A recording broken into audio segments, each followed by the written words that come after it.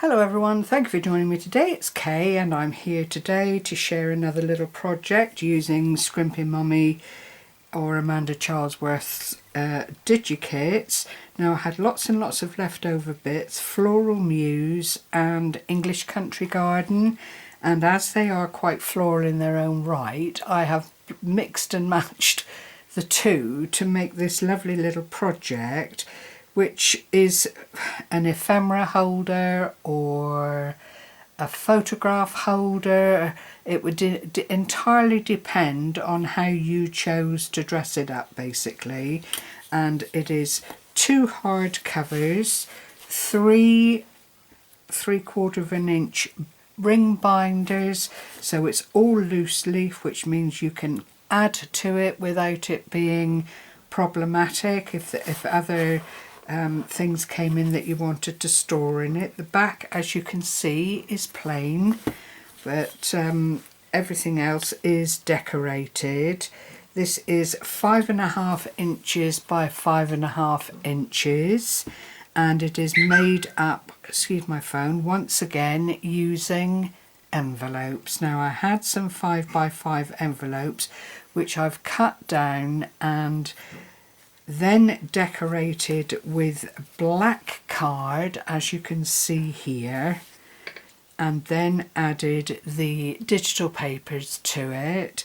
Then I've made a lovely little photo mat that fits into each of the pockets.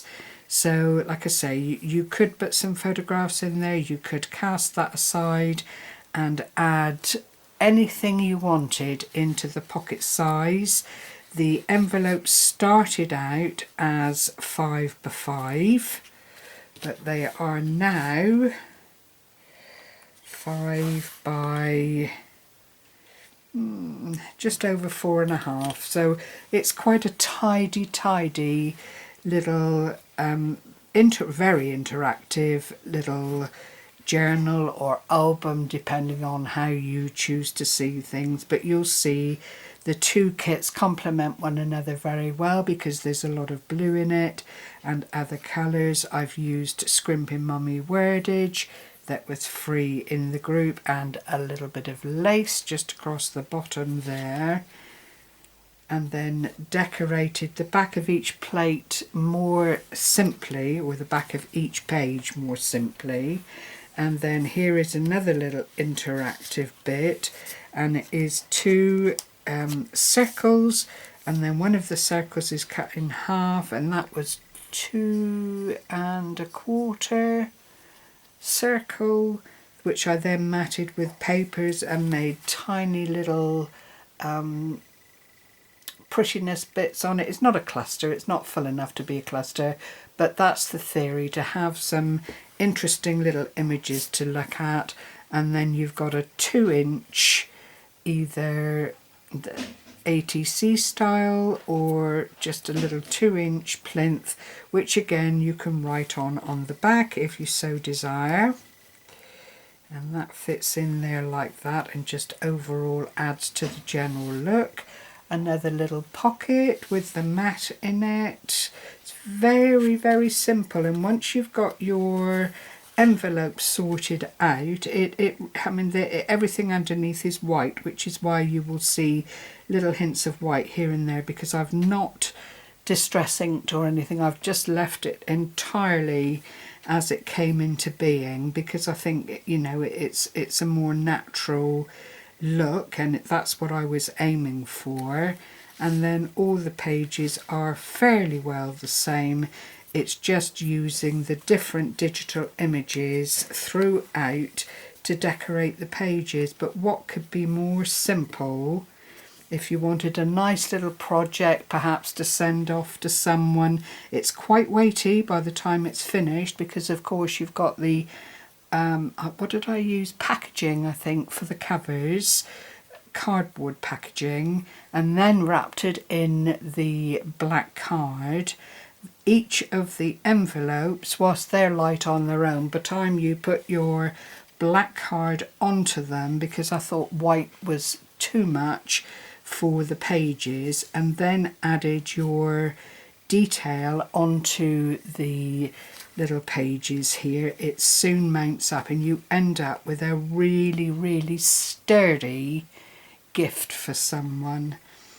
And as I say, it would be entirely up to whoever received it as to how they chose to use it or just sit and look at it. It is quite a nice thing to flip through. I've done some fussy cutting here, another of the little circles here just to add interest to the front of the page, and again more. A lot of it is just adding the images to a neutral background. As you can see, it's not rocket science, but when it's put together nicely, it really does come together and make a lovely display book, or whatever you'd like to use it for, really. These are the freebie butterflies recently added by Amanda for her group Create with Scrimpingmommy. A lovely set. I've got several left over because I wanted to choose colours in keeping with this project, but you can see there is a huge selection, very easy to fussy cut, and obviously I'll utilise those in other projects. Then another page, background. You don't need to go too far with decorating because of course the papers are absolutely delightful, the imagery is gorgeous, so you don't have to struggle once you've got all your covers and everything sorted out to decorate it. And this then is the final loose leaf page, but as I say, you could always add to this. The rings will take a little bit more to make it more fulsome if that's what you wanted to do.